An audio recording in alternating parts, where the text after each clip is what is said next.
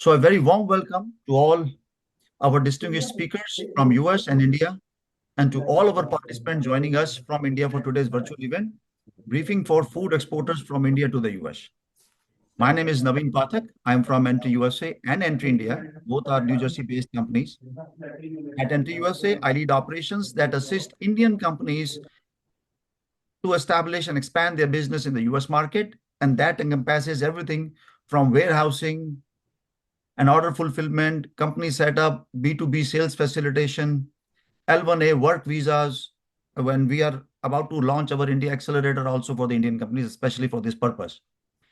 To kick off things for today's webinar, I would like to express my gratitude to JP and Nicole and Blair from the Port Authority of New York, New Jersey, and Mr. Virat Bahari from the Trade Promotion Council of India for their collaboration in organizing this webinar.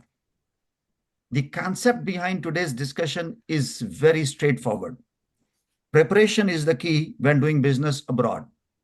At Entry US, we regularly interact with numerous food companies that list on our platform, and many have reached out to us with queries like, regarding FDA approvals, custom clearances, and other important, challenges. To address these issues effectively, we engaged with the Port Authority, FDA, and US Customs, culminating in this webinar. Additionally, the Trade Promotion Council of India, who is deeply connected with the India's food industry, has joined us as a very vital partner, bringing invaluable insights tailored to today's discussion. A very special thanks to you, Virat sir, for your contribution. We are also supported by the Consulate General of India, whose endorsement of this program has been very crucial. Thank you, Manish sir. Thank you, the officials from CGI's office. Our goal for this webinar is to ensure that all the listeners here today, all of you, all the participants, leave better prepared with their specific queries addressed. We encourage you to use the chat box for any queries, questions, and which we will address after all the speaker sessions are over. Uh, Today's esteemed speakers include Shri Manish Kuladi, who is the Consul Trade at the Consulate General General Consulate of India in New York, Mr. Sunil Dhami, JP Richard, Nicole Polidor, Blair, Lori Kuo, Vishal Patel, Jim Dory, and Charlene. I mean, you will have a very good time today. A big thanks to all the speakers for being here with us today. I will be introducing all of our speakers as we move along in this program. Nicole, at the end of the session, Nicole will moderate the Q&A session. So I know the time is very limited, so I welcome you all once again. Now to get started with the agenda of the program today, it's my privilege to introduce Shri Manish Kuladi sir, the Consul Trade at the Indian Consulate in New York, to offer his remarks. Manish ji joined Consul Trade Commerce in August 2022 at the Consul General of India. His previous assignments have been a stint with Customs Administration, law enforcement, where he was involved in work related to taxation, audit, drug law, drug law enforcement, and general administration. In his present position, he is responsible for furthering the Indian trade and commerce with the US and to encourage investments into India. Before joining the government, Mr. Kuladi worked with shipping company in Mumbai. Maniji, on behalf of Port Authority, of course, Entry India and Trade Promotion Council of India, I welcome you to the webinar. Well, Council Trade, sir, the mic is all yours. Thank you, Naveenji. Thank you very much. Good morning to our US friends. Good evening to our Indian friends. Normally, whenever I am in this situation where I have to use good morning and good evening, I go with namaste. So, namaste to all of you. So, thank you, Naveenji, for introducing me. In fact, on behalf of the Consulate General of India, New York, I give my sincere thanks to Entry India, Entry USA, Shri Naveen Pathakji. Also, my thanks to TPCI for organizing this and for basically bringing Indian food exporters and manufacturers on this platform. I also welcome and thanks Port of New York, New Jersey, and Customs and Border Protection, US FDA, US Department of Agriculture. In fact, all of these organizations are very important partners in basically improving the trade between India and USA. As you all know, that USA is a very important trade partner for India, And I think the partnership in the trade between India and USA is growing. And this is very crucial time because from the last 2 or 3 years, we can see that the total trade between India and USA is near to 120 billion. And I think in 2 of those years, USA was the largest trading partner of India. So we can say that the trading between Indian business or the traders and the US importers and exporters is going well. And I can foresee that it will go in the right direction and it will increase a lot. So with that in mind, means what are the important organizations or what are the important things actually which Indian exporters should keep in mind?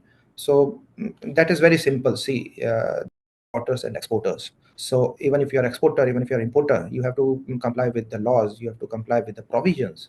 So it is not that you have just made the inquiry and the goods will reach to you or the supply chain will work automatically.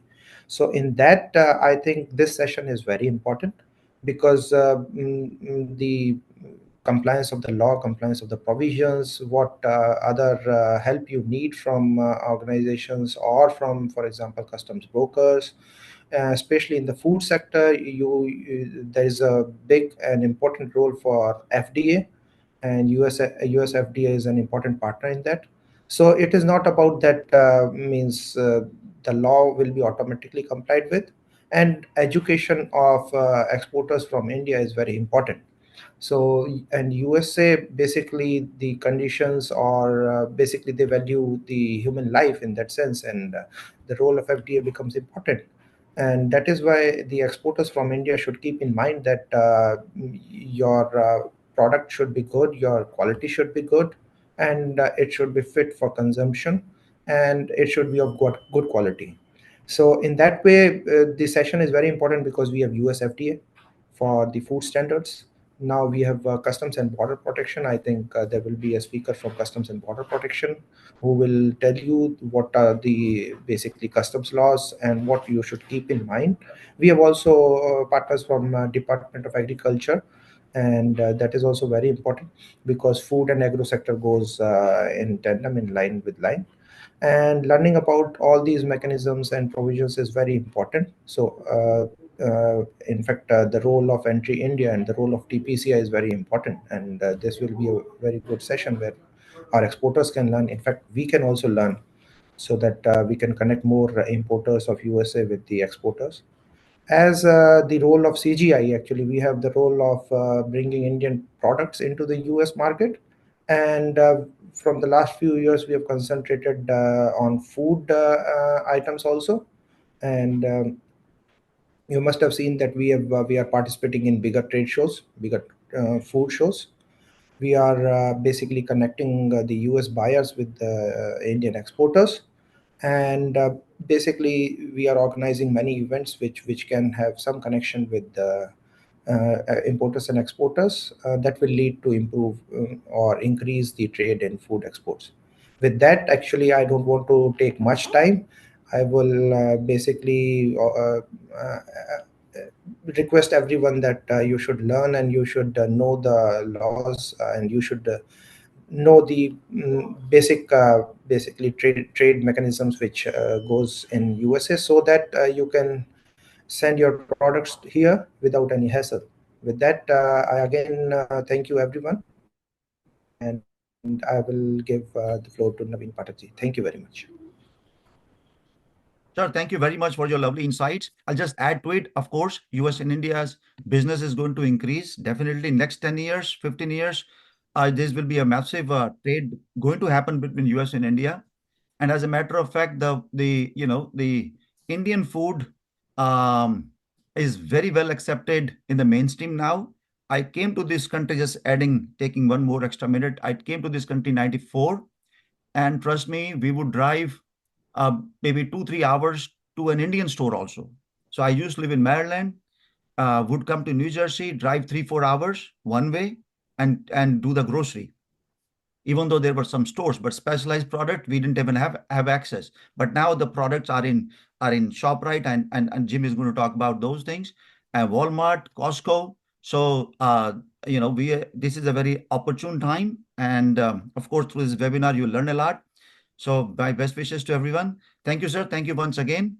Everyone, considering the time limitations, I've concisely summarized the speakers' profiles to best fit the interest of this audience. So please bear with me. So next speaker for us is Mr. Sunil Dhami. Mr. Dhami is an ex-diplomat, having served government of India in various capacities in Indian missions, primarily in Europe and USA. He superannuated in November 2022 as commercial representative from Sweden and Latvia. Post superannuation, Mr. Dhami has been engaged with the Trade Promotion Council of India, New Delhi, as advisor international relations. Mr. Dhami has led several TPCI trade missions globally for holding multilateral meetings, buyer-seller meets, reverse buyer-seller meets, participation in international fairs, and much more. Mr. Dhami's focus area have been agriculture, marine products, processed food, and other good exports. Mr. Dhami is a Master of Commerce in Business Administration. Sir, the mic is yours. Thank you so much, Naveenji. Ladies and gentlemen, warm greetings to you all. It is indeed a great privilege to be part of this important discussion on US market entry strategies for Indian F&B exporters.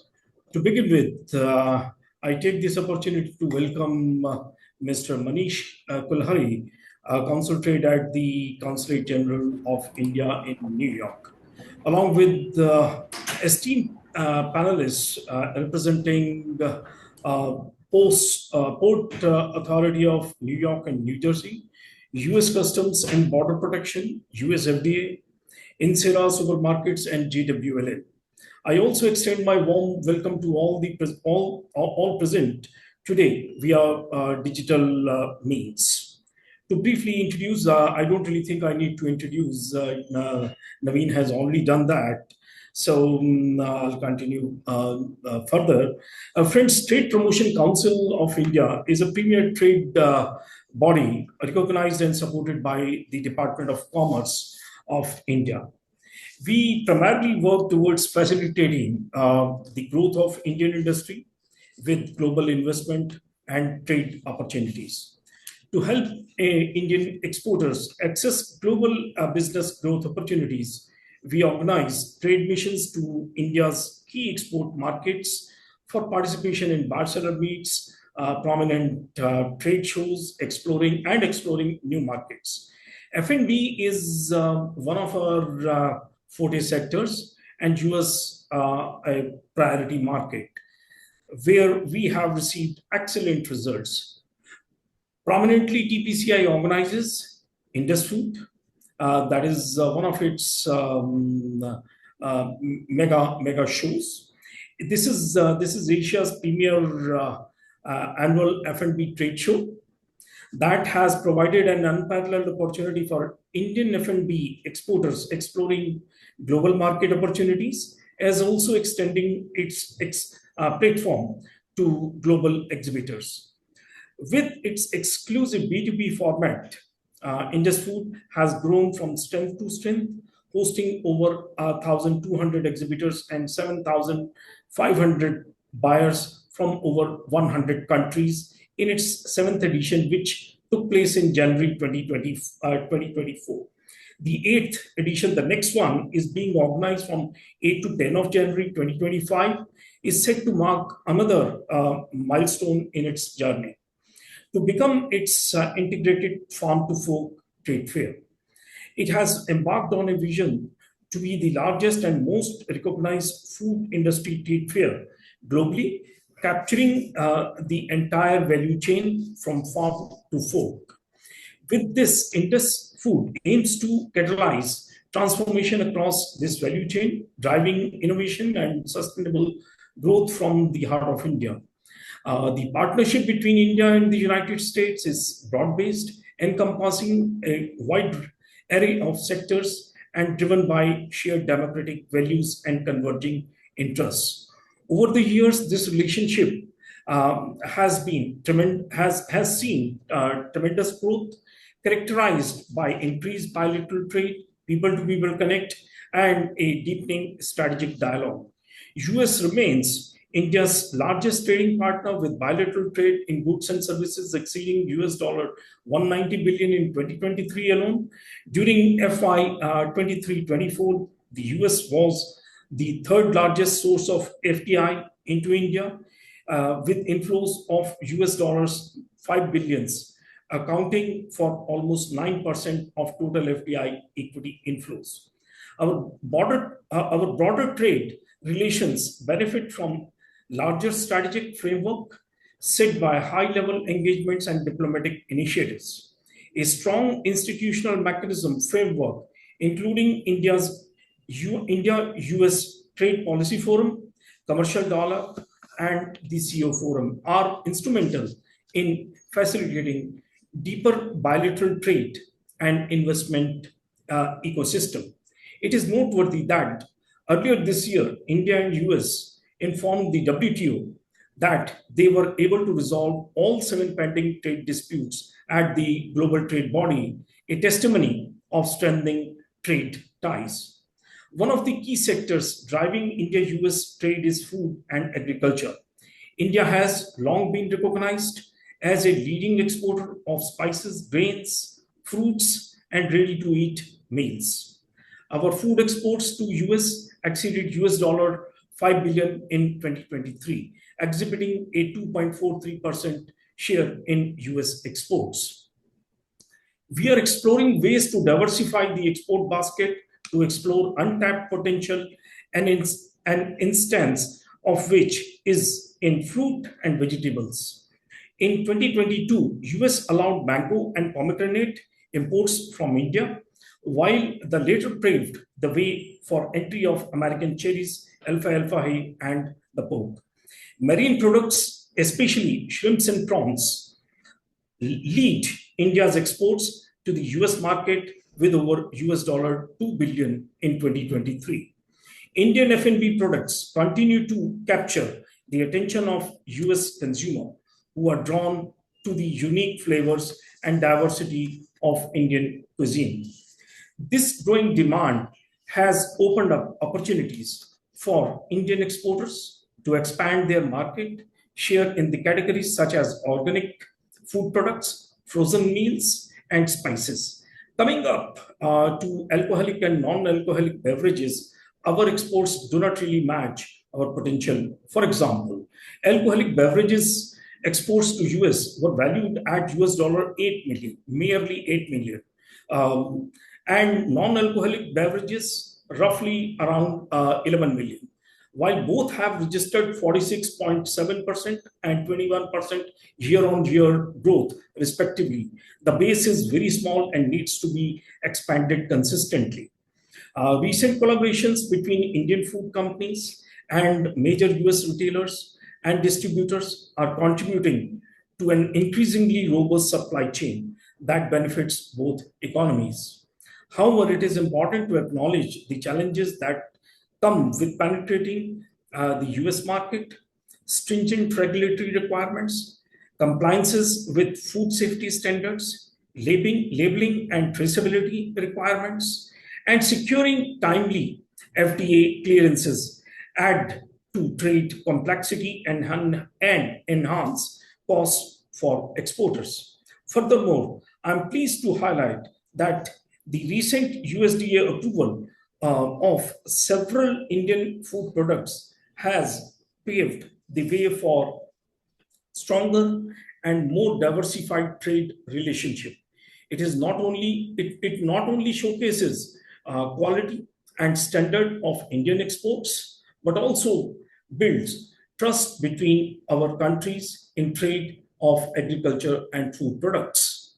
While much has been achieved, friends, we are yet to achieve our potential.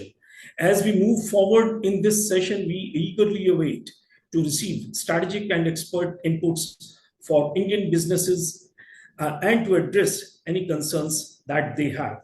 We have a number of prominent US government and industry experts waiting to speak. Without further ado, I would like to welcome them all. Thank you so much. Thank you, Naveen ji. Over to you. Thank you, sir. Thank you for your words, Sunil sir. I think I had the opportunity to visit Indus Food in January this year, and I would love if TPCI extend that invitation to Jim. Jim, you got to be there in India to see the vibrancy of these food shows with thousands and thousands, tens of thousands people coming in and the kind of products they're launching. So it will be wonderful to have you next time, Jim. All right. Thank you. Pleasure. Yeah. So moving ahead, we are going to start bringing our subject matter experts. So first set to go is from the Port Authority of New York, New Jersey. So first I invite JP Richer, who is the Northeast Regional Account Manager at the Port Authority. JP's responsibilities include developing and maintaining relationships with shippers and beneficial cargo owners, developing marketing programs, communication strategies, and business initiatives to promote business in the Port of New York, New Jersey. JP, please take it forward with the introduction of your team members, including Nicole and Blair, and then start with your presentation. Thank you, JP. Thank you, Naveen. Appreciate it. And good day, everybody. And it's a pleasure to be here with all the speakers and to be here with all the attendees. I am joined with my colleagues, Nicole Polidoro, who is the manager of multimodal logistics, and Blair Wegescheid, who is the manager of port initiatives for the Port Department of the Port Authority of New York and New Jersey. And I will go ahead and share my screen to present some information that we have to share with you today.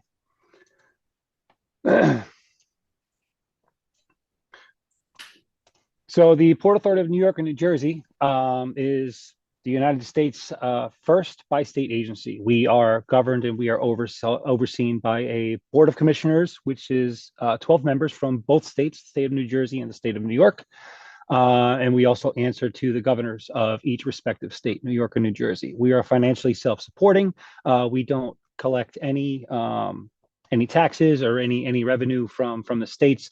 We are fully self-supporting by building and maintaining and operating our transportation and infrastructure assets that support transportation over air, land, rail, and sea. So within the Port Authority of New York and New Jersey, our line department is the Port Department. We are responsible for developing and maintaining port facilities. We manage and deliver port capital initiatives. We also promote our port facilities and our gateway as the premier cargo gateway on the East Coast, the largest port on the East Coast. We also oversee leasing, administration, and facilitation of the improvements and initiatives of the port's real estate assets. We are a landlord port. We are not an operator port. We provide the land and the space for those operators to conduct operations to ensure that cargo flows fluidly and efficiently through our gateway. And we also undertake planning and innovative thinking within our facility and within our department and with our stakeholders and operators. So our port facility is more than just a container port.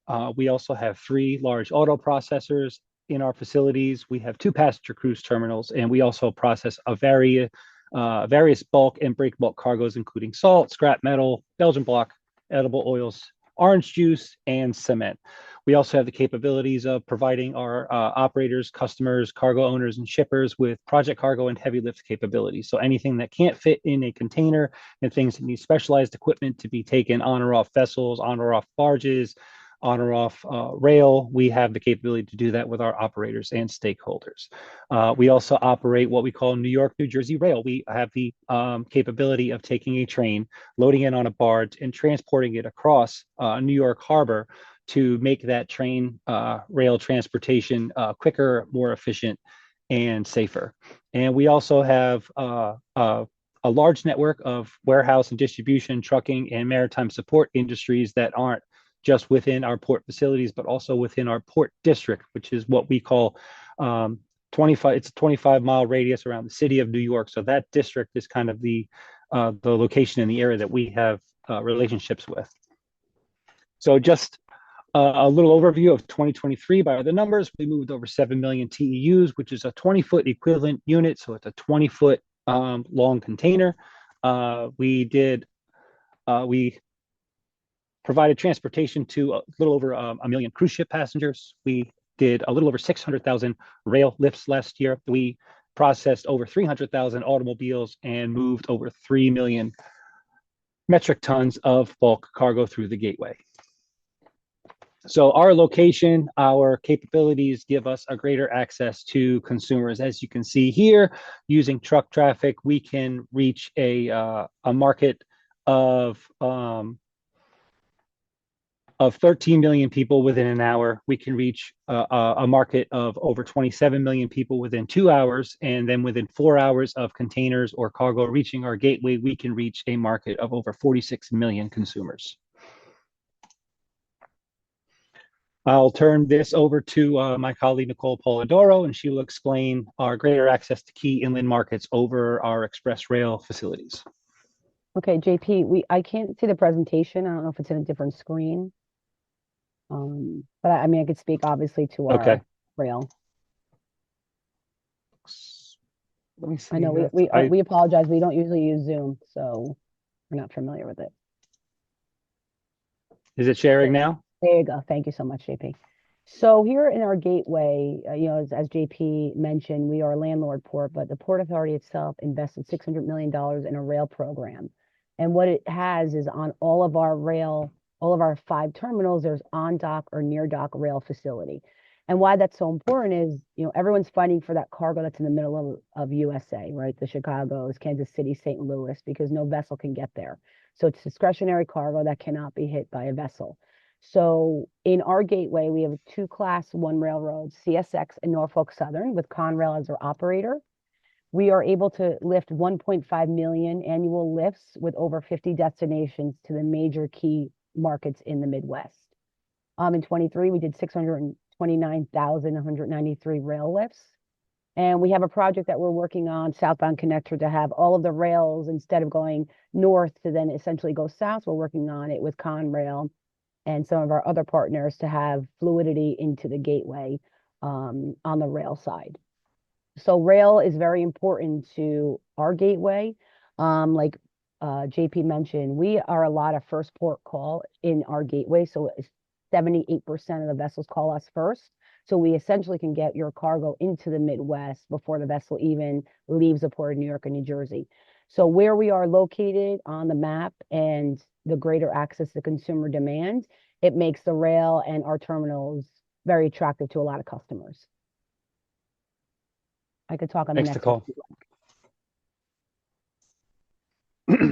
So moving forward, just to give an idea of volume growth that we've seen year over year. I know that this is an interesting looking graph, but if you kind of pay attention to the lines that represent 2020 and the green line that represents 2024. In 2020, when COVID hit, we started seeing we saw a surge in volume, and we started seeing volumes that we didn't expect until the year of 2030. We have port facility infrastructure that is in place to handle that volume, but we realize that we still have a lot of room to grow. And if you look at 2024's line, which is a green line, you can kind of see that we are back in what we call the seasonality trend. We see Chinese New Year volume growth. We see restocking. We have our Christmas and holiday season. And then usually towards the end of the year, we have our seasonal slowdown. But year over year, we've seen a steady percentage of volume growth. And this just kind of gives you, this slide gives you a brief idea of what we project and what we plan with what we call our Port Master Plan forecast. We've done studies, and we would like to have port infrastructure facility that can accommodate and can promote the movement of between 12 million and 17 million TEUs by the year 2050. And then this just kind of gives you an idea of best case, worst case scenario through our plan. And if you look at where we are right now, the steady red line, you can see that surge in 2020 and 2021 that I talked about, where we had volume that we didn't expect until 2030. But since then, we have put ourselves back right in the middle of that range where we want to be to see the steady growth and to meet consumer demand and still have the ability to move cargo through our gateway efficiently and effectively. I'll go ahead and turn over to my colleague, Blair Wagerscheid, who can speak more about our port stakeholder outreach and the relationships that we have with those in our port district. Thanks, JP. Hi, everybody. Yes, as JP mentioned, we collaborate very closely with a lot of stakeholders across our region and in a lot of areas that have direct consumer reach for the Port of New York and New Jersey. So as you can see on the slide, we have a warehouse directory. We also have a trucking directory that really is intended to put shippers and customers interested in servicing the Port of New York and New Jersey in contact with these providers if they need available storage, dray capacity, other types of capabilities that allow them to continue to move their cargo through our gateway. We also manage a foreign trade zone. So if you have any interest in becoming an operator within FTZ 49 or would like to be in contact with those operators, if you have any sort of goods that are moving through the port that could have some customs deferrals or deferrals on duty charges, we'd be more than happy to share information with you on that too.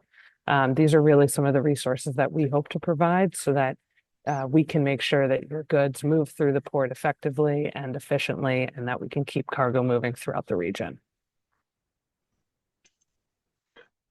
Thanks, Blair. And just to echo off of what she's talking about as far as cargo moving through the gateway, we are very transparent and we share a lot of information with users, stakeholders, and shippers and cargo owners. This is an example of our enhanced data visibility. We release weekly this port supply chain dashboard.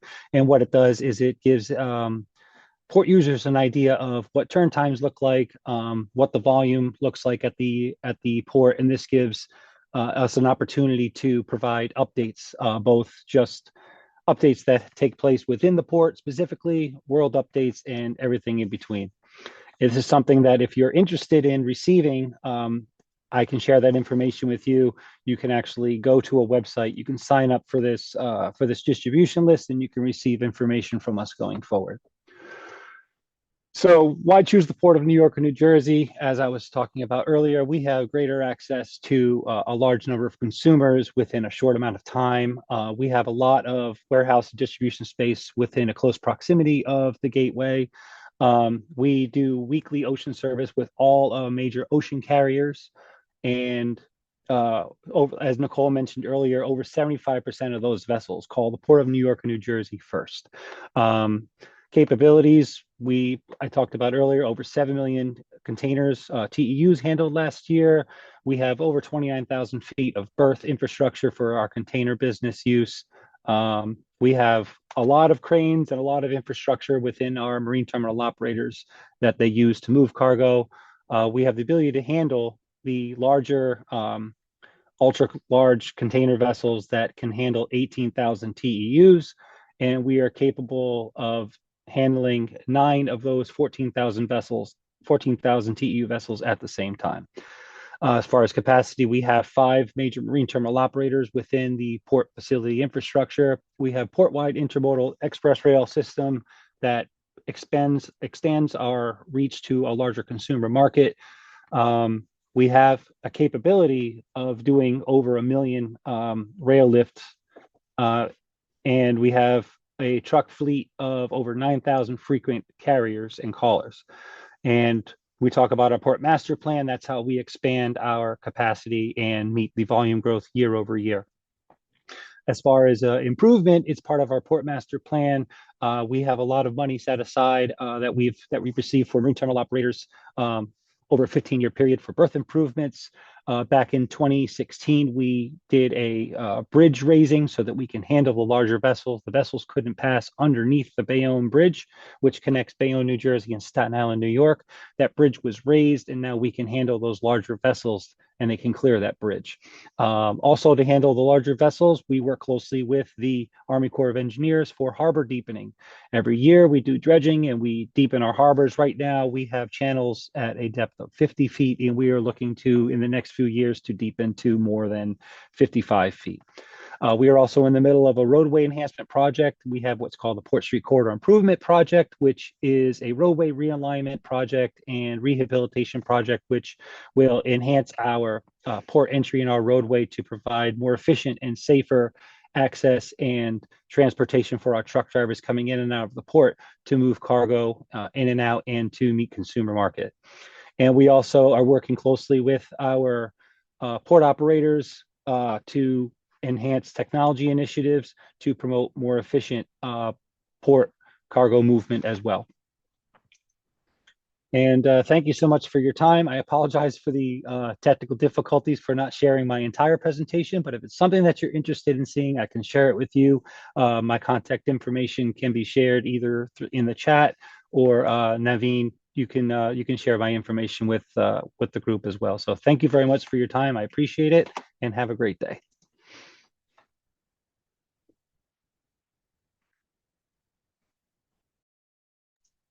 Naveen, you're still muted.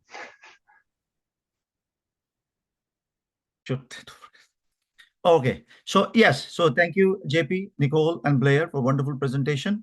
One thing I just want to address to everyone here, right? You know, all the team members, all the speakers that you see here are based out of New Jersey.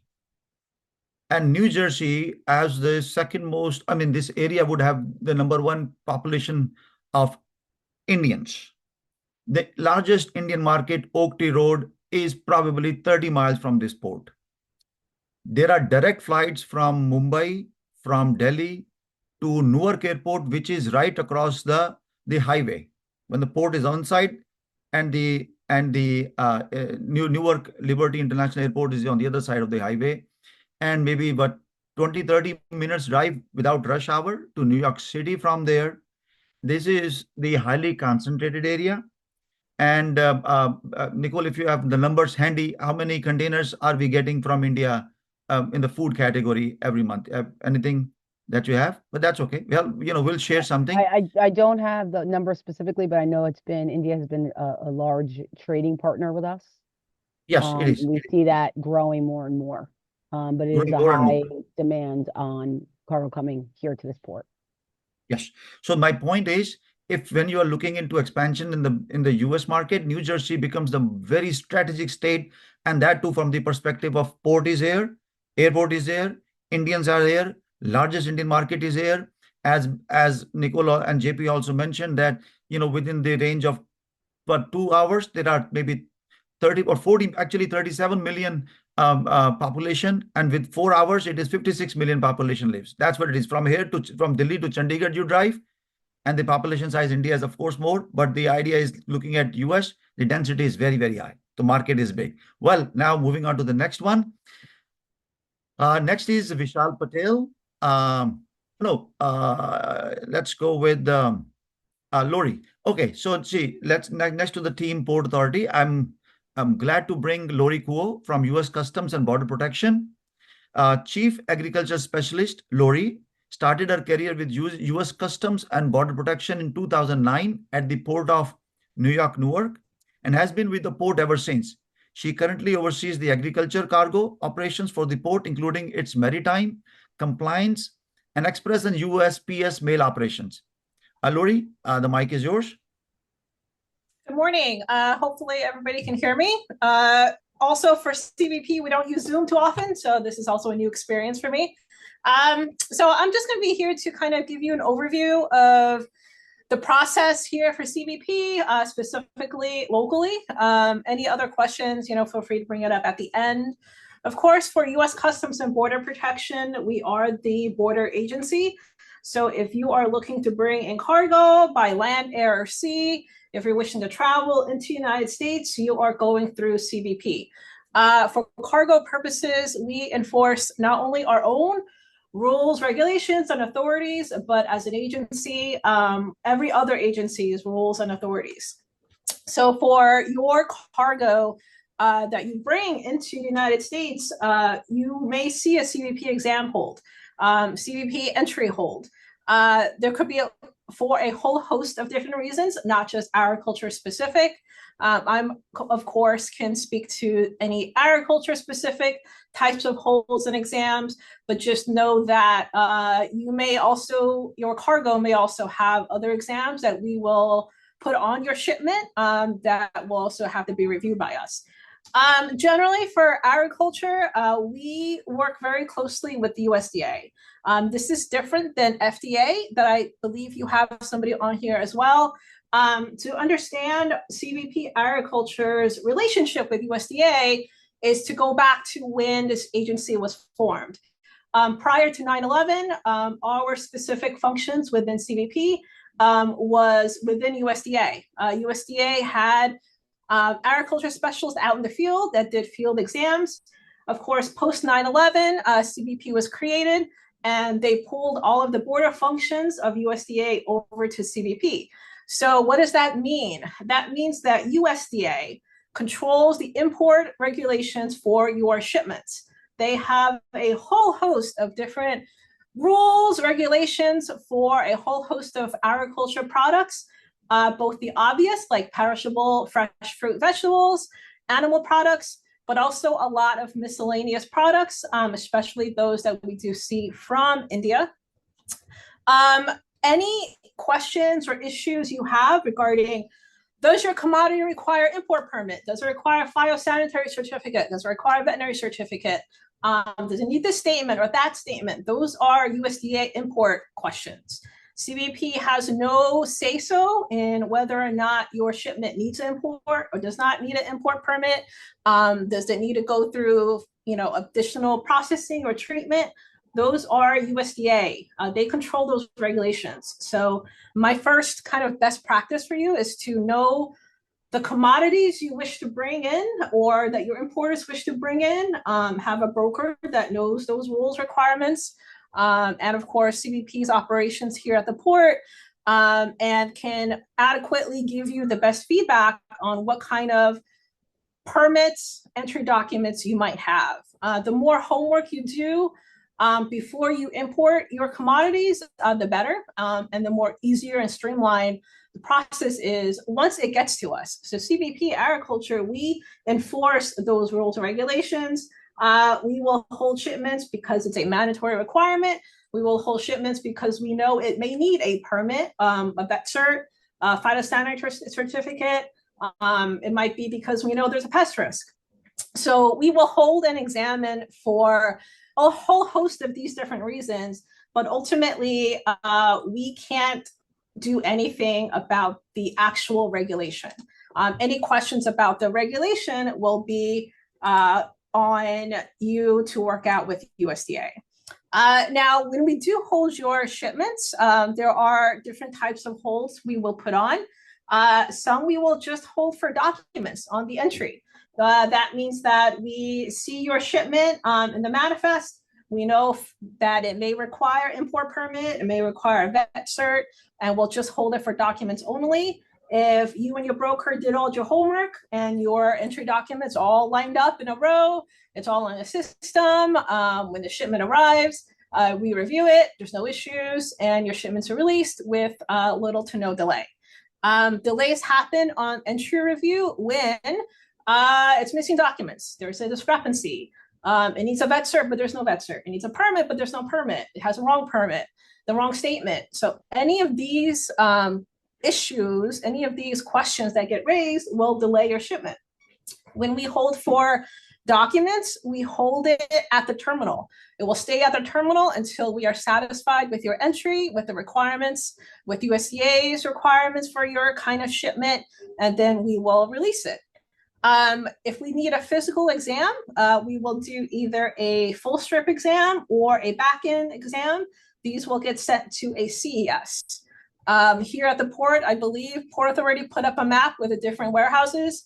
For CBP, we do have across the 2 states, 1, 2, 3, 4, technically CESs, 3 on the Jersey side, 1 in Staten Island, and of course Red Hook. So when we do an agriculture exam, it will be at a CES. It won't be at a FTZ, it won't be at a CFS, it will go to a CES. Your broker here should know the CESs and should be able to tell you kind of what warehouse your exams will be taking place in. Anything else? Best practices for exams, average turn, that just depends obviously with the week and the warehouse and the workload, but generally speaking, a full strip exam for agriculture only will take 7 days from arrival to release. A back-end or tailgate exam with no issues, of course, will be about 4 days from arrival to ultimate release.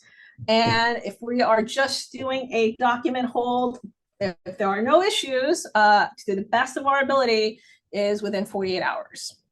Of course, it does differ between the warehouses. It does differ depending on the weeks, right? The time of the year, seasonality, all a whole host of things, port traffic, all of that. But on the average, those are kind of what we kind of do our reports on. We do it every week. We know when we're a little high somewhere. We know one warehouse is ticking upwards. For the other CBP type of exams you might encounter, there might be NI exams, which of course are basically x-rays on your cargo. Our partners in CBP might hold your shipments for other enforcement exams. Other agencies like FDA may ask us to hold your shipments for exam. Those are other types of CBP holds. Their time frame is going to be a little different, not necessarily the date ranges I gave you. But for agriculture specifically, we try to kind of keep things within that 7, 4, and 2 day window. Of course, it's not always the case. If there's a delay in any aspect of your entry review, if we find a past, if there's some kind of other anomaly, it will delay the release of your cargo, and that's when charges can accrue pretty quickly.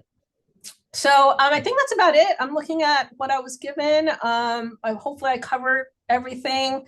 If there's any questions, feel free at the end. I'll try to answer anything. Again, I can't answer anything about the actual requirement that USDA has on your type of cargo. Import requirements, import rules is really USDA. I can give you, generally what we see. We are very familiar with products from your country. We do a lot of business. We see a lot of cargo from India, so I can pretty much guarantee you anything you wish to bring, we have seen before, and our ag specialists know the rules and the requirements for those. So thank you.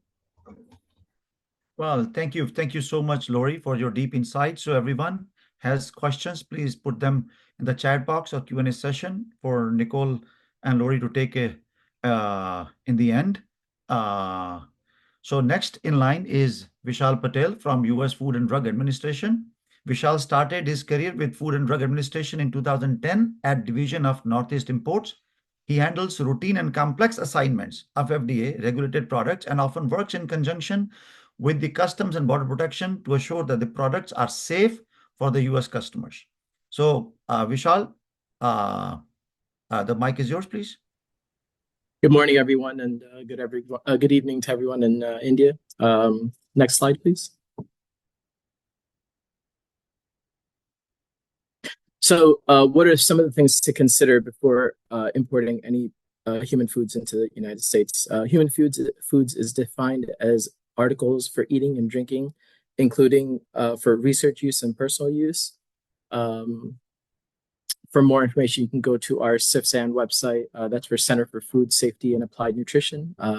Foods imported into the United States must meet the same laws and regulations as foods produced in the United States. Products must be safe and contain no prohibited ingredients, and all labeling and packaging must be informative and truthful. It is important, it's the importer's responsibility to ensure that imported foods is in compliance and follow the conditions of their customs bonds. To get more information on how to start a food business, there's a link over there, and I believe this presentation will be provided at the end. Next slide, please. Now, another thing to consider before importing is certain registrations and laws that we abide by, laws and guidances.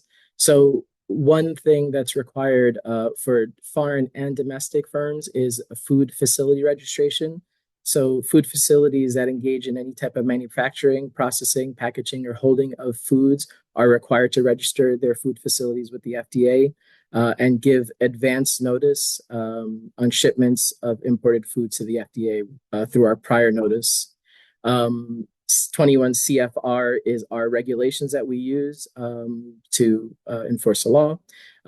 Below that is some guidance documents that we provide, labeling requirements that we have as far as the food products. Then there's the registration, and below that is the prior notice and foreign supplier verification, which is something I'll get into later on in the presentation.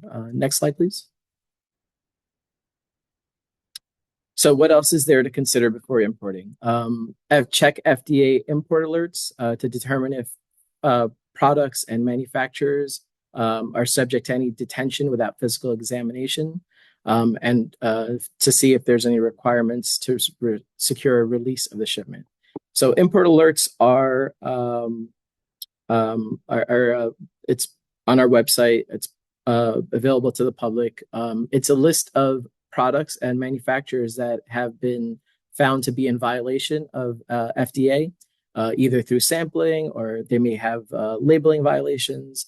They are categorized by the manufacturer, so you can look up the manufacturer to see if it is subject to any import alerts. And if they are subject to import alerts, they are prohibited to be imported into the United States. Now, they can be brought into the United States, but they require more additional sampling, or I'm sorry, additional testing at the cost of the importer to get a release on it and to be removed from import alert. Below that is our entry submission and review process. There's just a link to that if you wanted to click on that to get more detailed information. Consider providing the following information to your customs broker to transmit to the FDA.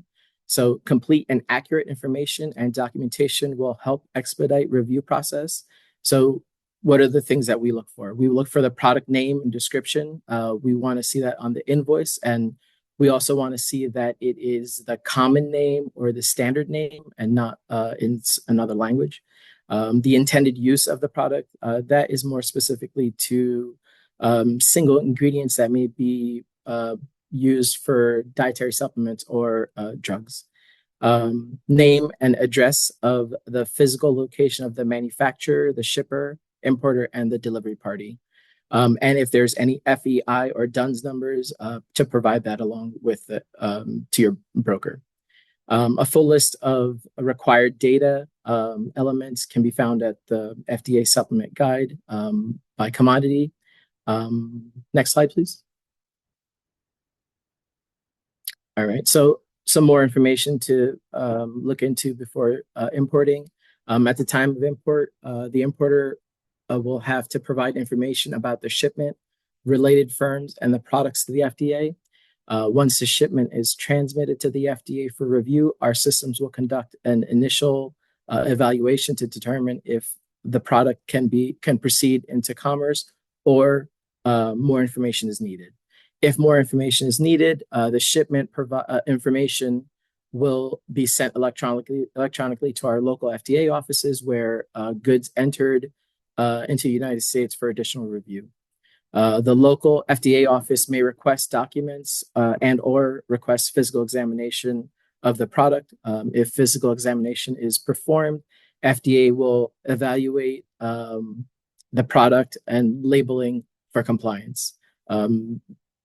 FDA may collect samples of the product for FDA labs to do analysis for known hazards.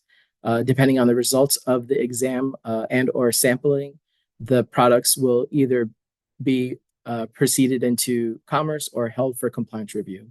Products pending FDA examination or sample collection must be held, should not be distributed into commerce until results are evaluated and the product is released. Failure to hold the product might result in FDA requesting CBP to demand a redelivery of the product. The local FDA office may also makes the final admissibility decision, release or refusal. And there's just another link for more information. So when products are imported, when they're in the review process and when they're in the exam process, all products should be held until you've received notice that it has been released. So anytime an entry is filed with your products, assume that everything is on hold until you receive the notice of release from the FDA. Next slide, please. So some more information is to stay in contact with your custom broker and or FDA. Provide requested information in a timely manner. Now, the custom broker is who you would use to get your information from as far as the status of your entry. Some of the documents that we would be looking for would be CBP forms, invoices, shipping documents, ingredient lists, copies of labels, photos of products, formulations, and processing methods. Those can be uploaded into ITACS, which industry has access to, and customs brokers use as well. They upload documents in there, and they also monitor statuses on there for final admissibility decisions. You can submit questions to your FDA of your shipment to local FDA offices through our email. Next slide, please. So now we're in the process of us reviewing it. So FDA is looking at the entry now. So that's the entry review process. Entry review consists of examination of electronic data to make a initial admissibility determination based on entry documentation received. So FDA takes in all the documents that you've provided to the FDA, and we decide if further examination is necessary, or they make the determination to release a product. Now, during that process, if there's any perishable products, we usually try to, take a look at those lines within 1 business day. If there is a non-perishable, we allow our investigators to do 2 business days to review the products. And if there's any documents that are requested, we give our investigators 3 days to review the documents. But that's only after the documents are received. It's important to provide all necessary information up front so that the review process can be expedited faster. Field exams and sample collection timeframes for entries of non-perishable foods. Field work will be conducted within 5 business days of being notified of the entry or line availability for examination. Next slide, please. Food label and allergens. The FD&C Act requires most foods to bear nutrition labeling and requires food labels that bear nutrition content claims and certain health messages to be complied with specific requirements. The laws and regulations requires that food labels identify identity of the food source of all major food allergens used to make the foods. So basically, all allergens have to be provided on the labeling. This requirement is met if the common or usual name of the ingredient already identifies the allergen's food source name. For example, like buttermilk, you can see in that picture, there's soy, nuts, and milk are common allergens that must be made available to the U.S. consumer. Next slide, please. Detention and hearing. When products in your shipment violate or appear to violate FDA laws and regulation, FDA may determine your product and issue a notice of action, FDA action, with the designation of detained. This notice is considered the notice of detention and hearing. So this is what I was referring to as far as waiting for the notice from the FDA. So if our reviewers find that a product is in violation of something during their process, they would issue a notice of detention to the importer. The notice of detention and hearing provides a respond by date for the importer, owner, or consignee. The notice of detention and hearing will provide the section of the law and regulation that appears to be violated. Your product may be detained because it appears to be adulterated, misbranded, manufactured, processed, packaged under unsanitary conditions. If FDA detains your product, submit evidence to overcome the appearance of a violation. If you are unable to overcome the appearance of a violation, your product will be refused admission. You can work with CBP and FDA to destroy the product or export it from the United States within 90 days of refusal. When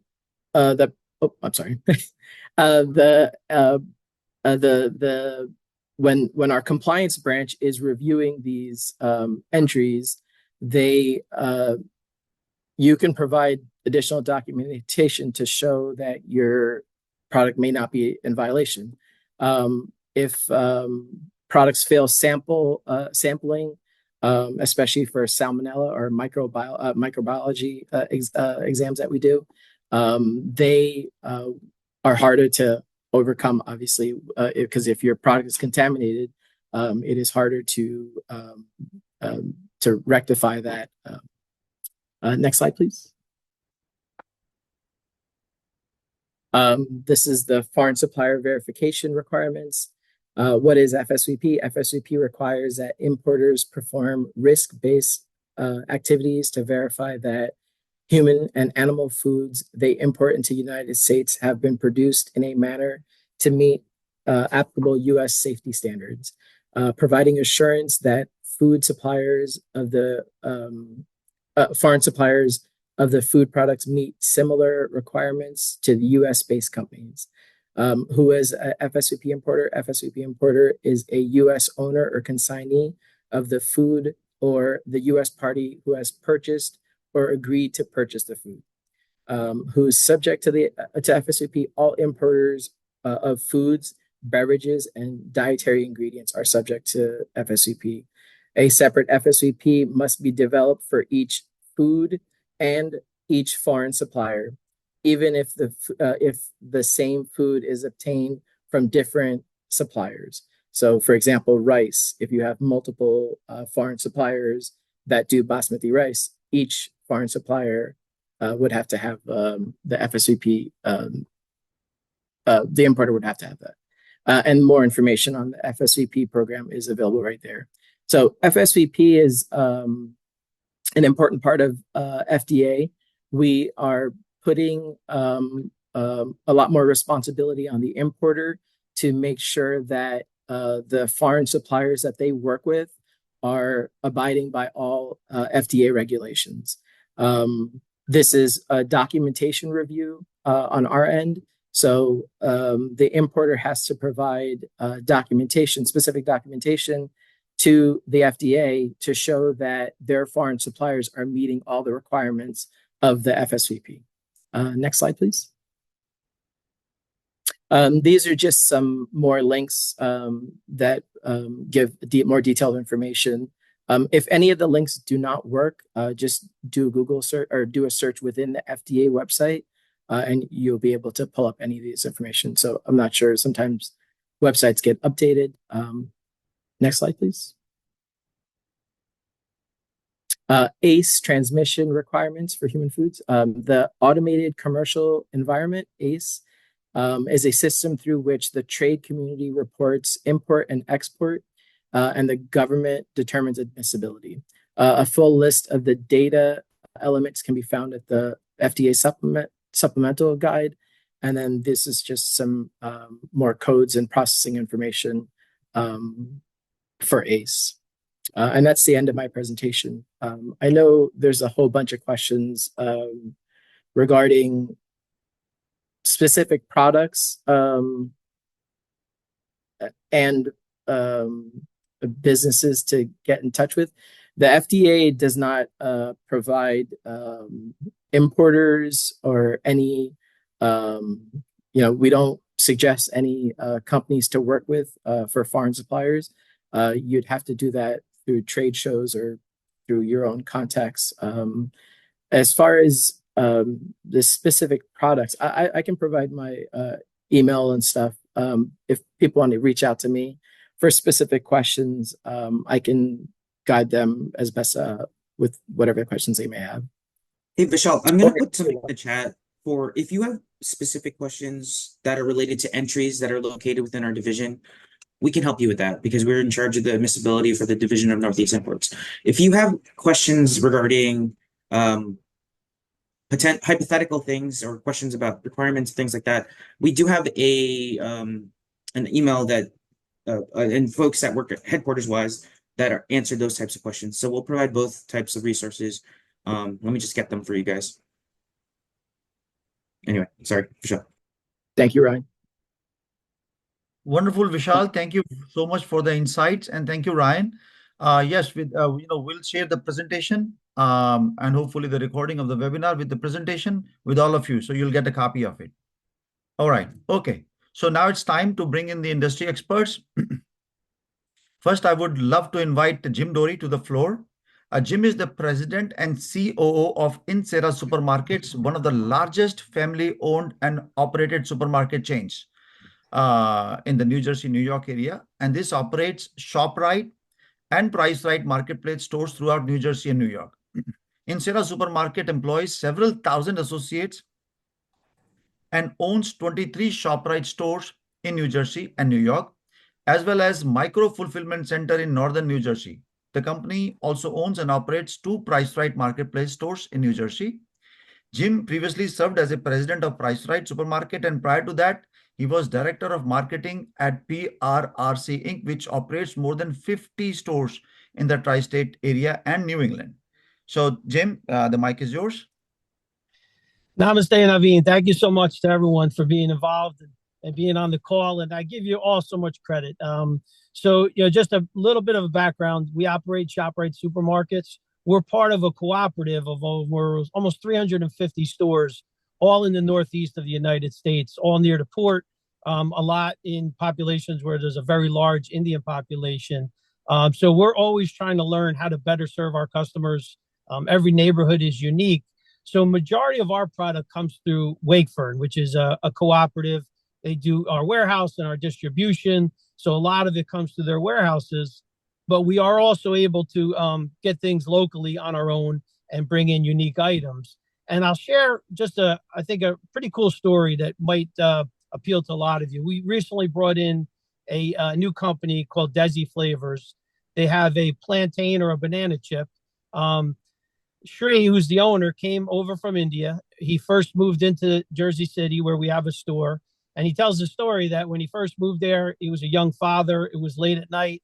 He needed food. There was nowhere to go. Someone directed him to our store, and someone graciously let him in when the store was closing. He got what he needed. Now, fast forward many years, he introduced his plantain chip into ShopRite stores, into that same Metro Plaza store, and he's started to fulfill that dream.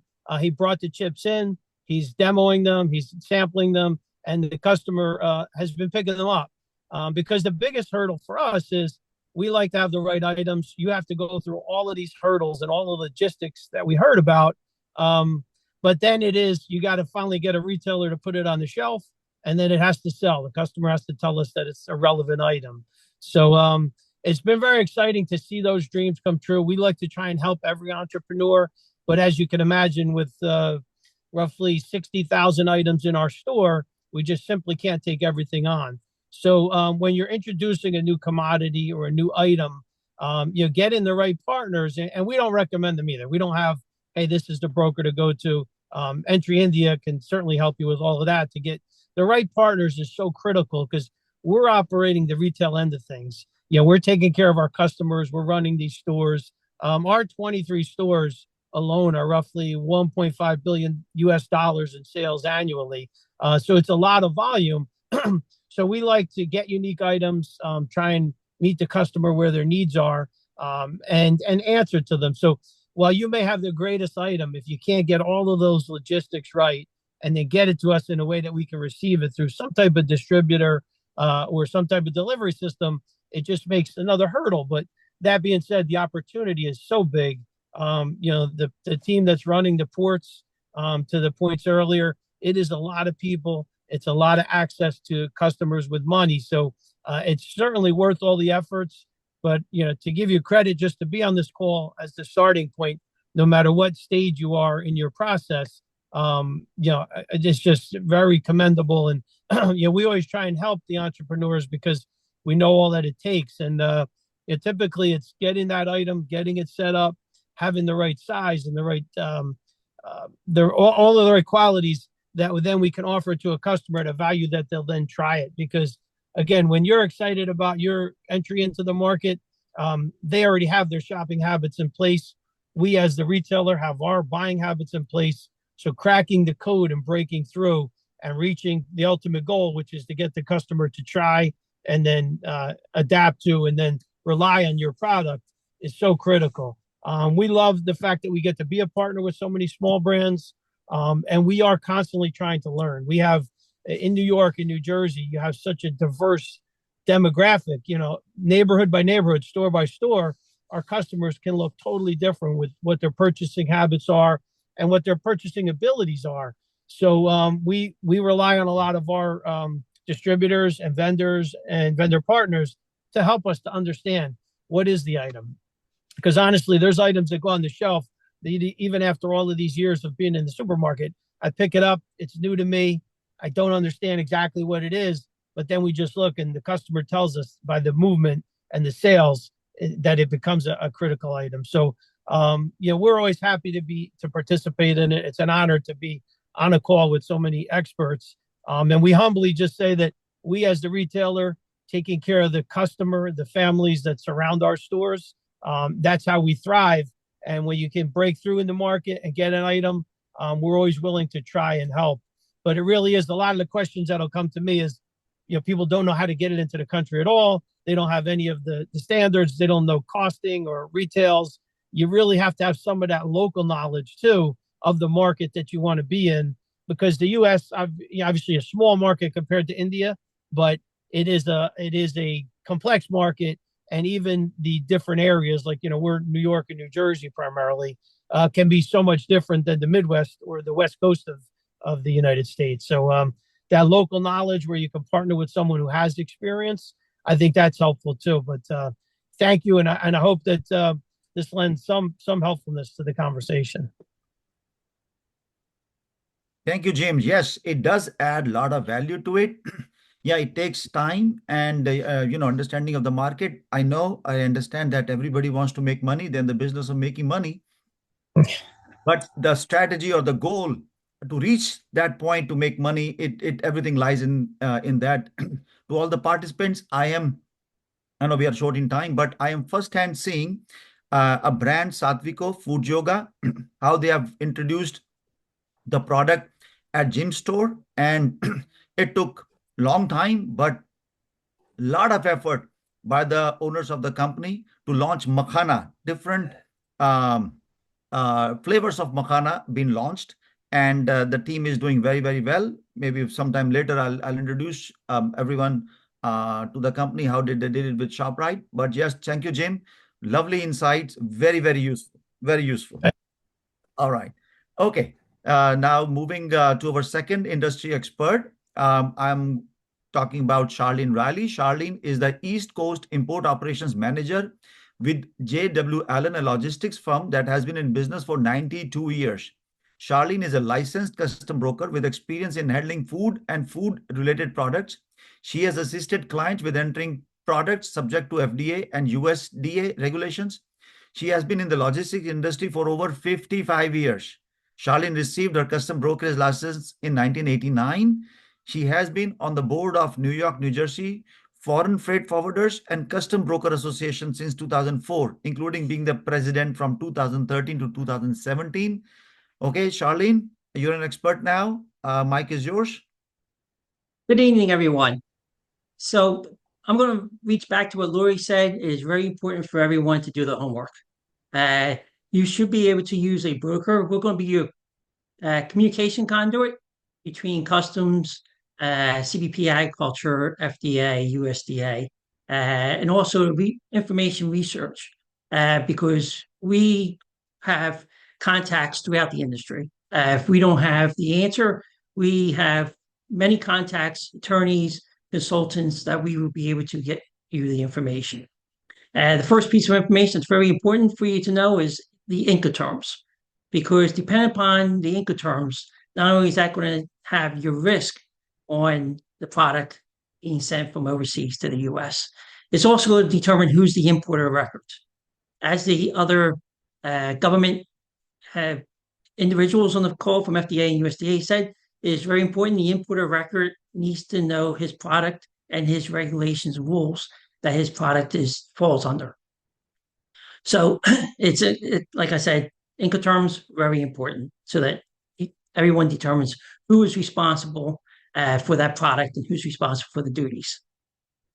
The invoice and packing list, as FDA also stated on their call, in English, and it needs to be the description needs to be very precise.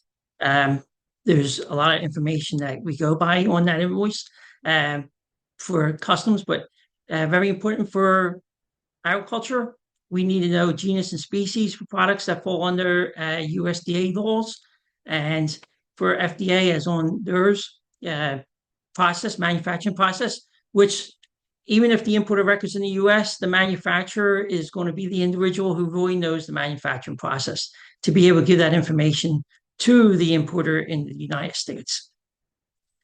So the ACE was brought up. I just wanted to describe to you ACE because that was on the FDA. That stands for Automated Commercial Interface. And what that is that's how the broker electronically communicates with the various government agencies.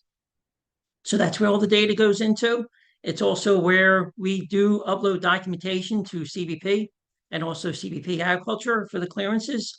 FDA does have the ITAC, so that's a different system. That is also when FDA Agriculture or CBP, you will receive a release. The broker receives that release electronically. We can print that out and we can send to you. Anybody who's the importer record, it's very important that they receive those releases electronically. What the ultimate goal is, there is what's called a 1 USG release. That means your product fulfills all the requirements for all the government agencies that product requires. I know we had FDA on there, we mentioned USDA. There are food products, alcohol shipments into the US. They also require ATF clearances, alcohol, tobacco, firearm clearances. Some products, some fresh fruits that come in, they have to go through Agriculture Marketing Service, which means that different products have to meet various quality requirements that come in. They have to meet a certain size. And again, that's product specific. So again, very important. Reach out to a broker. As Naveen said, we're a broker that's been around for 92 years. But you can also there's also the New York, New Jersey Foreign Freight Forwarders and Brokers Association. You can go onto their website and they will recommend brokers in the area. You can contact any number of them and feel you want to have a comfortable relationship with the broker. So please reach out. Doesn't have to be one. You can call a couple of different ones. They will require a power of attorney. As a licensed customs broker, we would need to have a valid power of attorney on file to be able to provide you customs information. So just remember that they will ask you before dispensing information. You can reach out to me. My email is charlene@jwallen.com. If you have any questions, you want to follow up on with any questions on dealing with the customs brokerage, FDA clearances, agriculture clearances, I'm here for you.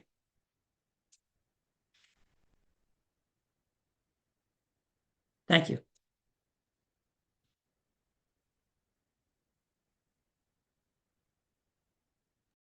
All right. I was fumbling with my mic once again. Right. Thank you. Thank you, Charlene. Thank you for the lovely pointers that you offered the audience. Thank you so much for that. So now, this brings to the end of the presentation by all the speakers. We will begin with FAQ session. I request every one of you to type your questions in the chat box. And Nicole, you will be moderating the session. So let's begin with the questions and answers. Okay. So there's a lot of people that are asking, like Charlene and Jim, they want your contact information. So if you can go in the Q&A, you'll see where they're asking. If you want to send it over to me, I can answer for you. I know you're in your car, so it may be hard. That'd be great. Thank you. I'm also on LinkedIn. Anyone can reach out to me there. It's Okay. Jim Dory, Dorey. And they message me. That might be easiest. Okay. I'll answer that with them. I'll connect with you as well. Thank you. You're welcome. Let me see. There was a couple questions. A lot of people are just asking to connect, which is really, really good to broaden their network. Let me just see. Yeah.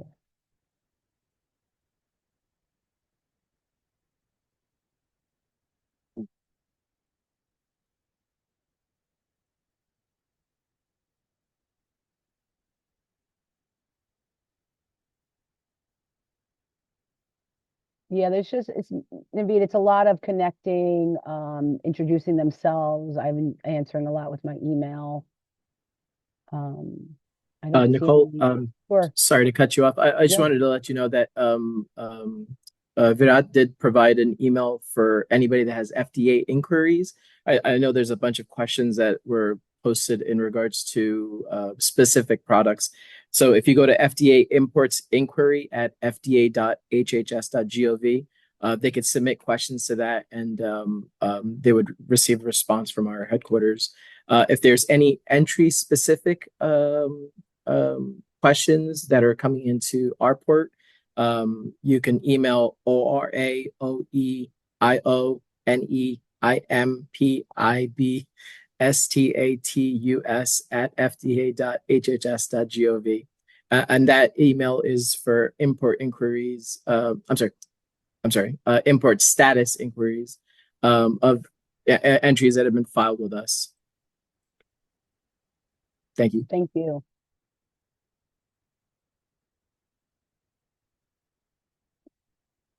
Yeah, there's not a lot of direct questions, Naveed.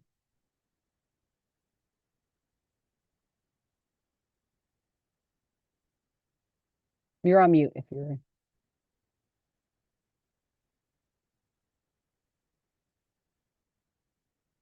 You're still on mute, Naveed. Naveen ji, you're on mute. Okay, just fumble again. All right. Okay, everyone, this is your chance. I will charge $500 an hour next time you ask me to connect with someone. Okay, this is free for all of you. So yes, this is very crucial. It will help you big time. If anybody wants to connect with us later on, you are more than welcome to do that. You visit EntryUS's website, entryopen.com. I'll share. But first of all, ask questions, and Nicole is going over that. Anything specific, Nicole will definitely share it with everyone. I think a lot of them have been answered over chat also. Yes. There was I did find one that is to FDA. We Yeah. want to know prior tests to be done in India as per FDA norms before sending ready to cook products. I don't know if you Yeah, can- I answered the first part of that question. There's no we don't do pre-testing and things like that. We usually, if there is a compliance issue, you can work with a compliance officer to get specifics about what is required. I mean, for most of those things, you just make sure there's no pathogens in your product. There's nothing in terms of quality. We don't really look at that, understand. Yes, I think, Jim, there are some questions regarding, some specific products or, a general idea of what kind of Indian products are seeing good potential in the US market. So maybe any insights you could share from your experience? Sure. Listen, there's a lot of variety. It's got to be the most popular, and if you have big traction and it's very well selling in India, then it would make sense that here it would as well. A lot of times, if it's one item, do you have a portfolio of several items so you don't get lost, or is it one item? So a lot of times we're looking to the supplier to tell us why this item makes sense. And we recently brought in a Korean supplier that had different Asian items, mostly snacking. They were just really, I had no idea on any of them, but they showed us, how meaningful they were in some of the communities that we dealt with and some of the local smaller retailers already. So we brought those in. We said, hey, here's 20 foot of shelving. You create a plan for us, sample the items so that we can, they have to jump off the shelf to the customer. So these were really ones that I had never had been on my radar, and surprising to see how they go. And listen, not everything sells as well as we all think. So we like to agree on what a test looks like, right? If you're going to bring something in and you feel confident about it, and we all agree that it makes sense and the value proposition is there for the customer, then we agree on how long and what is the launch. Is it special promotion? Is it sampling and giveaways so the customer sees it? And then over how many weeks and months will we track it to determine if it can stay on the shelf? Because opportunity cost is really strong to us. So we have very expensive real estate. So every item in the store has to really earn its spot. So I think, sorry not to answer in a specific categories, because really what's the big categories that have upside potential? They're probably going to make sense to us.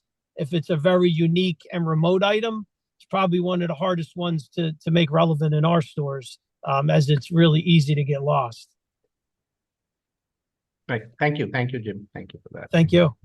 I did get one. I think it's going to be for FDA or even CBP. But what is the process if a company is flagged for inspection, which takes more than 5 to 7 days? And how can we expedite clearing the company's name with FDA so the shipment, especially of highly perishable items, can be clear within 1 to 2 days? Actually, do you wanna- Lori, yeah, go, Lori. Yeah, I can just go first. So it's very, this confusion does happen a lot. Like I said in the beginning, CBP as a whole will hold for other agencies. So yes, we will hold for FDA, any specific FDA clearance issues. If we've held it for exam, or if they require exam, will be held at the warehouse pending, FDA's response. But CBP Agriculture also enforces, or primarily enforces, USDA import requirements. That's very important.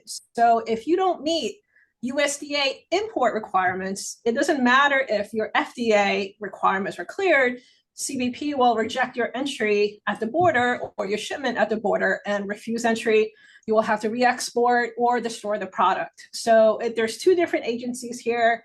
For agriculture here in CBP, we're primarily focused on the USDA import requirements that they have. For example, I think one of the questions I answered was about rice.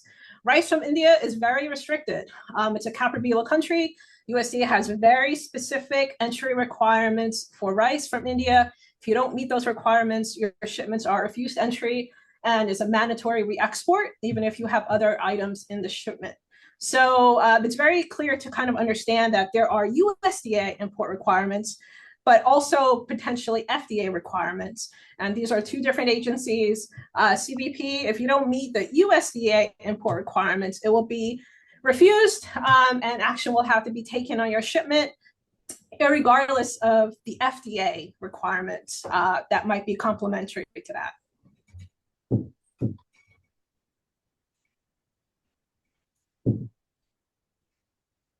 I think it goes to what's very important on a lot of these on the exams is making sure that sufficient and correct information is provided to the broker and to the government agencies as far in advance as possible. It's critical to have the documentation sent to the broker as far in advance as possible so that they can get the data to the proper government agencies, again, as far in advance as possible, to provide sufficient time for everyone to review the documentation. Once it goes to for exam, you're at the mercy of also the exam stations too. You get into somewhere between December and April when there's a lot of fresh fruit coming in from all over the world, especially the Southern Hemisphere. There can be delays. I mean, it's unfortunate, but volume of business dictates the length of time for something to be inspected. Thank you, Charlene. I did have one, Jim, for a new SKU, I guess, SQU, is there a listing fee per store? Oh, sorry. So that is, it differs. If you were going into Wakefern, which is our main distributor, and you were going to take the space in the warehouse, then yes, there probably would be over time. I mean, smaller specialty items, typically it's something very low.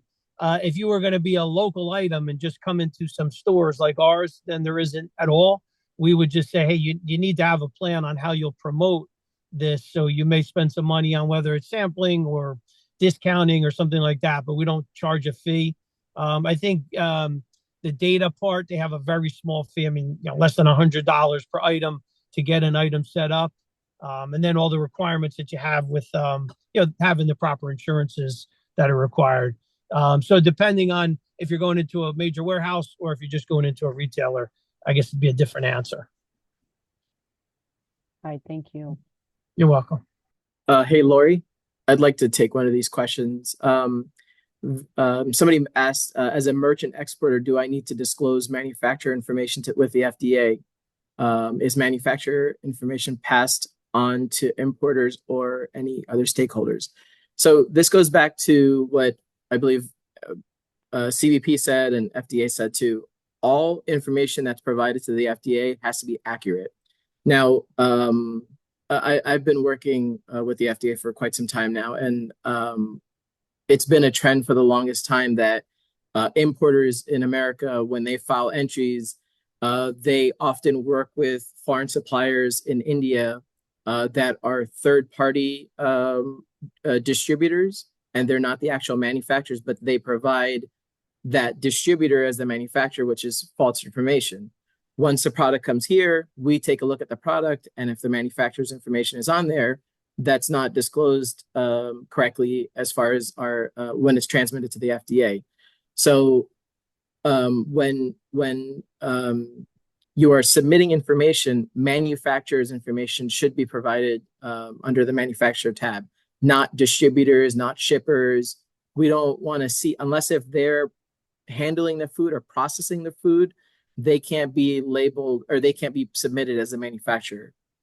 So we don't want to see third party or distributors in the manufacturer tab.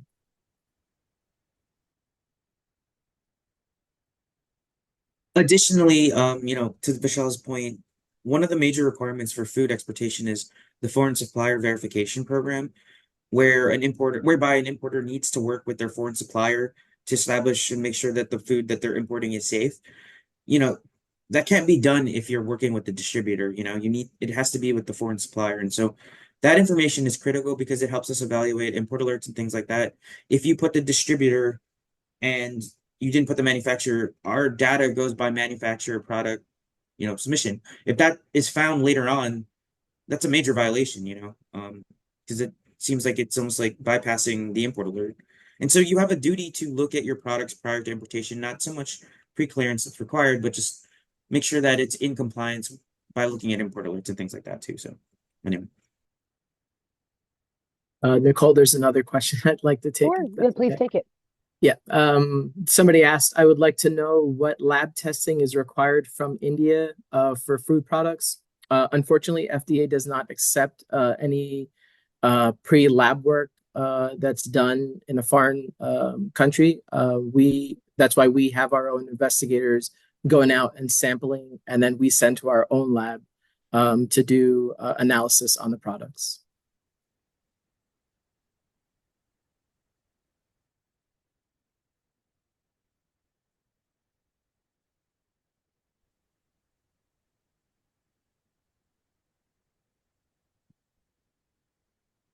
There is one about rice. Oh, it's to Jim. Given the recent ban on rice exports from India, I'm curious about how you would continue to maintain a regular supply of rice in your stores for the Indian community.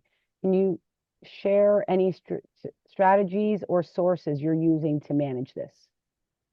Yeah, thanks. And after this one, unfortunately, I'm gonna have to drop off. But yeah, you know what? Listen, every time there's a ban or a change in the rules or an outbreak from somewhere, whatever it is, we are very adaptive. We have to be. So we look at what our options are. We have Wakefern on the warehousing side. We have the vendor community and our broker community who we go to, whether it's rice or really any item, and say, okay, here's where we are. What is the issue that we have? And then what are possible solutions we can all partner on together? So really it is, you start this like anything else. When one window closes, the opportunity opens for someone else. And for us, we want what's best for the customer, obviously, and for our partners. But ultimately, when there's something, things that we can't control, such as this, how do we work around it? So we kind of look at every option, and sometimes we may test things that customer says, no, this isn't good enough.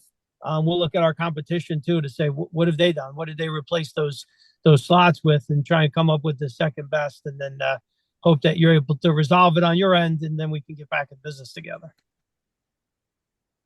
But thanks for everybody, and looking forward to connecting and appreciate. Namaste. Have a good day, Jim. You too. Thanks. Thank you, Jim. There's another question that came in. How do we apply for FDA organic from India? Unfortunately, FDA doesn't do the labeling of organic. USDA does. So you'd have to reach out to USDA to get the organic classification on your product.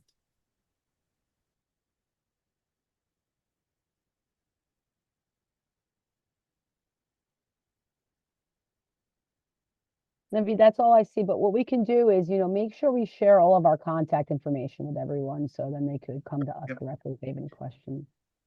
Yeah, sure. Yeah, sure. Yeah. So, I could answer only a few because I know there's a lot more that goes into it, but I'll work with Viraji with you and send all the details to the participants. So I guess, this is the maximum we could take. So, I just want to say now that, thank you to all of our esteemed speakers for sharing their valuable insights today.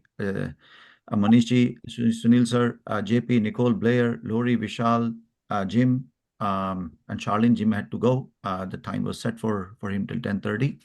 So your expertise and perspectives have provided valuable knowledge to all the participants. A special thanks to the port and TPCI, and of course, Consul General in India, New York, for partnering with us to make this webinar a success. I can see there is a lot of interest, and I know the time is very short. But to all the speakers, I truly appreciate your time and effort in addressing all the critical aspects. Whatever we have taken today, we have done, I think, pretty well to that an extent. I know more can be done, but to all our attendees, thank you for your active participation and engaging questions. We hope this session has been enlightening and will assist you in your journey to successfully expand into the US market. For the services that Entry Open and Entry USA does, and that's what Jim was referring to. One part, so that we can assist the Indian companies many a times, or most of the times, they are unaware to educate them, and so that they can take the right action. There are many case studies in which I've seen companies with deep pockets losing a lot of money because the goal was just to sell, but not strategic move on how should they look at expansion in the US market. What we do is, other than warehousing and order fulfillment, companies set up B2B sales facilitation, helping companies get L1A kind of visa that they can come here and expand their business. I'll share the details with Viraji, and if anyone has more interest in expanding the business in the US market, of course, you can get in touch with us and with me, with Viraji, and Viraji will connect us. Our website is entryopen.com. If you go there, you will see a lot of stuff. Maybe next time I will bring companies also who have done so, just for everyone here to understand the process they took to expand their business in the US market. The things are changing, after COVID, especially. The companies here want near-shore, onshore kind of relationship with the suppliers. So what's this bringing is to they're asking companies from all over the world, and of course from India and my clients, is to place your products here in the US market, and then we will take them or we'll order them whenever we need because of all the logistic issues that were faced in 2021, 22. So things are changing, but yes, keep working hard. Of course, we'll work with you, Nicole, JP, Blair. I'll share your contact details, and Charlene, yours too. We are all on LinkedIn also, and fill up the form. Entryopen.com is the website, and talk to Virat sir for any other specific details you require. Maybe we can set up, Viratji, we can set up other relevant webinars which are very specific to helping companies in expansion in the US market. So next time you visit New Jersey, please give me a call, connect with me. You are more than welcome to come to my office to show your products or whatever it is. You're more than welcome to do so. We are putting up a beautiful accelerator for Indian companies to expand business. It's a US-India Business Center that we have put up in New Jersey, and more than welcome to come here and meet with me. And of course, I'll talk to Nicole. If we all can get together, of course, I'll set up that for you guys. All right. With that said, I think Viratji, we are at the end of this webinar. Yes. From my side, I thank you. I thank you, Port Authority. I thank you, Charlene, Vishal, Lori, Ryan, everybody, and of course, Jim, Viratji, and Sunil sir. Thank you so much for lovely insights you provided on India and its growth story, the challenges that companies are facing, and how we can resolve them. And Virat sir, thank you so much for this partnership. Lovely event, lovely webinar. Please, you can take upon the mic from here. Thank you from my side. Right. Thank you so much, Naveenji, and thank you so much, Honorable Consul Trade, Mr. Manish Kulhari, Charlene, Dhami sir, Nicole, Vishal, Victor, all the panelists for their wonderful views. Just as we expected, it's been highly engaging, and I'm happy to note that you proactively addressed most of the queries, but we look forward to receiving any other questions from the panelists, I mean from the audience. If there is anything you want, you can mail us at my email ID virat.bahari@epci.in. I'll be happy to help in whatever way we can and connect you to the right people as required. Right. Thank you so Thank much. you, Mr. Virat. Actually, I've put my office email ID in the chat box. So Yes. if anyone wants to send any email or if they want some assistance from the consulate, we would happy to help. Certainly, sir. Certainly. Thank you so much for that. Virat, I have already stated in the remarks about the importance the Indus Food is playing as far as the promotion of F&B globally is concerned. US being a key market, Indian industry in the F&B segment, wanting to reach out and to have established base in US or other countries may like to get in touch with you. They can come. It's a mega show that is coming up, and they can be part of the Indus Food. They can get in touch with you, and I'm sure they'll be getting some good responses. So thank you all from my side for giving all your valuable time and insights into the US regulatory regime. Thank you so much. Nicole, you have something to say? You add to it? You Yeah, can. I mean, we appreciate this, time to share with customers that, potential customers in India and collaborate here in the end. And Navi, when you get some people here, we will be very happy to bring them down to the port, give a nice port tour, show them what it really looks like, bring in some of our other, CBP and FDA, and do something in person if we can put that together. But we're always here to help. So let us know how we can help you improve the flow of cargo. Thank you. Yes. Wonderful. All right. So you see, Nicole is ready. So you are more than welcome to, when you are here, see the port, meet with the experts from the port, from FDA, from customs. You see, this is the best opportunity you have. But you got to be here. Take a flight. Charlene, you were saying something, I think, but you were muted. I'm okay. I was talking to somebody in the house. Okay. Okay, Vishal, anything for you to add? Nope, that's it. Thank you for the opportunity for FDA to speak at this as well. Wonderful. All right. Okay. Yes, thank you. Thank you very much. Namaste Thank to you all. so much, everybody. So with this, we come to the end of this webinar and look forward to seeing you all again soon. Thank you. Thank You're you. welcome. Bye. Thank you. Have a good day. You too. Thank Bye. you.